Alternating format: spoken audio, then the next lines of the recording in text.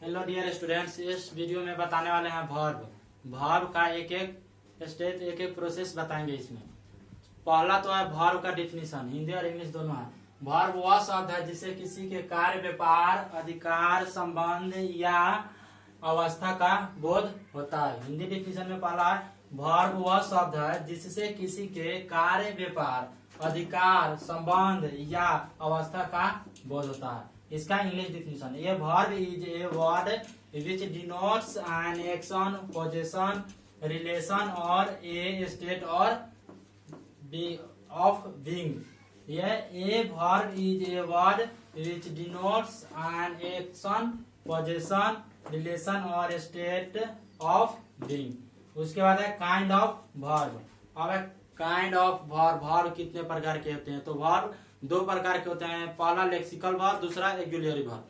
अब एक्जुलियरी वर्ब और lexical verb. Lexical verb दो प्रकार के होते हैं, मेन वर्ब और हेल्पिंग वर्ब। फिर मेन वर्ब के दो भेद होते हैं, ट्रांजिटिव वर्ब और इंट्रांजिटिव वर्ब, जो बोर्ड पर ग्राफ के अनुसार समझा रहे हैं।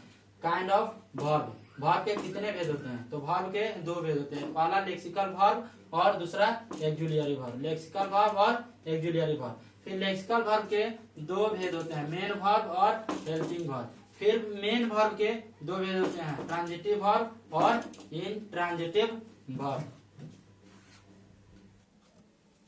उसके बाद नेक्स्ट है एक्जुलियरी वर्ब। एक्जुलियरी वर्ब की संख्या कितनी है?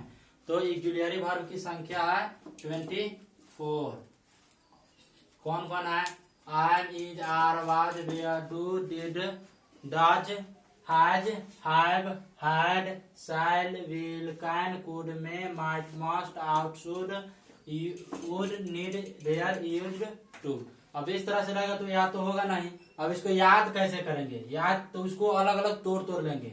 तो पहले लाइन में am, is, are, was, were, shall, should, will, would, ought, can, could, may, might, must, has, have, had, do, did, does, need, dare, used, to. इस तरीके से तोड़ कर याद कर लेंगे। पहले लाइन में क्या रखेंगे? Am, is, are, was, were, shall, should, will, would, ought, can, could, may, might, must, has, have, had, do, did, does, need, dare, used, to.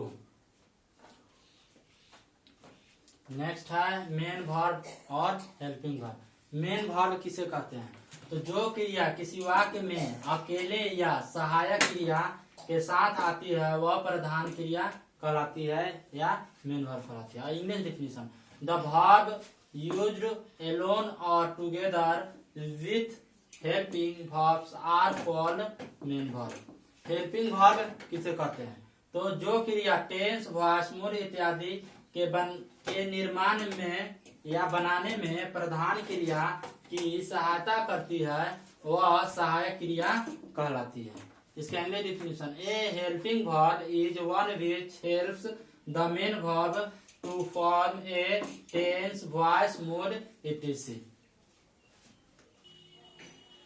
Next है ट्रांजिटिव वर्ब और इंट्रांजिटिव वर्ब। ट्रांजिटिव वर्ब किसे कहते हैं? Intransitive verb किसे कहते हैं? तो transitive verb है पहला। तो ट्रांजिटिव वर्ब जिस क्रिया के बाद कर्म का प्रयोग हुआ हो उसे क्रिया को ट्रांजिटिव वर्ब कहा जाता है। कर्म को इंग्लिश में ऑब्जेक्ट कहा जाता है। ऑब्जेक्ट का अर्थ वस्तु भी होता है, ठीक है। तो जिस क्रिया के बाद कर्म का प्रयोग हुआ हो उस क्रिया को ट्रांजिटिव वर्ब कहा जाता है। अब English definition, the verb used with an object is called a transitive verb. English में बोलेंगे the verb used with an object is called a transitive verb.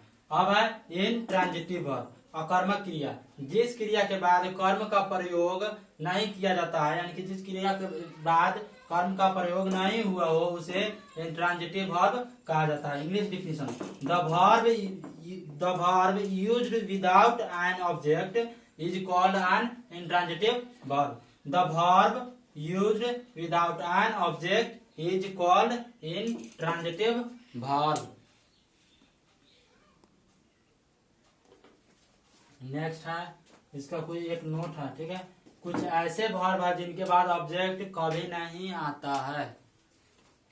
English व्याकरण में जिसको हम लोग ग्रामर कहते हैं, ये तो उसका इंग्लिश व्याकरण में क्या होता है कि कुछ ऐसे भी वर्ब है जिनके बाद ऑब्जेक्ट नहीं आता है। और वे हमेशा इंट्रांजिटिव वर्ब के रूप में प्रयुक्त होते हैं। जैसे go, come, sit, sleep, die. I go, I come, I sit, इस तरह से I, he come, he go, he sit, they, you, our, his, ये सब आकर बोलते हैं। उसके बाद है object of the verb.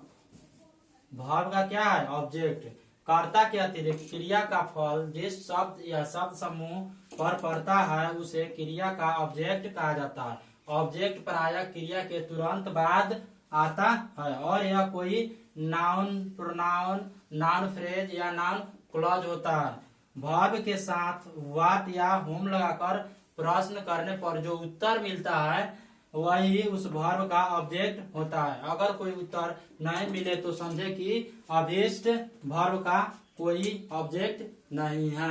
Verb of the object. इस वीडियो में वर्ब का टोटल बता दिए। इसके बाद नेक्स्ट चैप्टर अगले वीडियो में, इसलिए वीडियो में हमेशा बने रहें। अगले कुछ न कुछ अगले वीडियो में कुछ नया चीज सीखने को मिलेगा।